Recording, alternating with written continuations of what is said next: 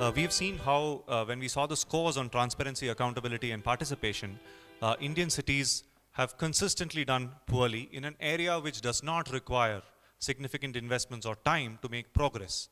Surat puts out weekly data on actual expenditure against budgets on a rolling week-on-week basis.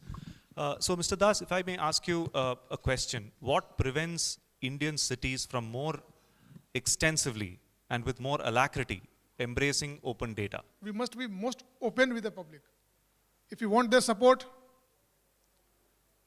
we have to be very transparent. So we have made a good computer system. We have done good work in e-governance. We have tried to have online data.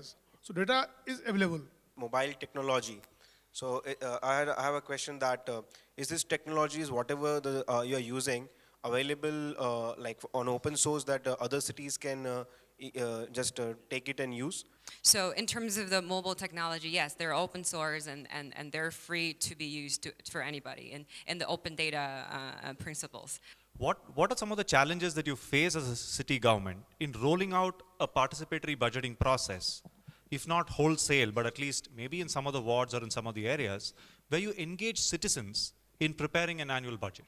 Some part of budget is allocated for ward level functions. There are ward committees, where there's a committee where corporators and citizens are there. So they have a meeting, several meetings in fact, and they prioritize what are the things to be done in the coming year. So that is accumulated at the zone level, and that is transmitted to head office level. So we have two arrangements. Certain projects are long-term as per city goals, and other projects are taken from the citizen through the corporator, through the work committee. It comes to zone and then it's reflected to the main budget.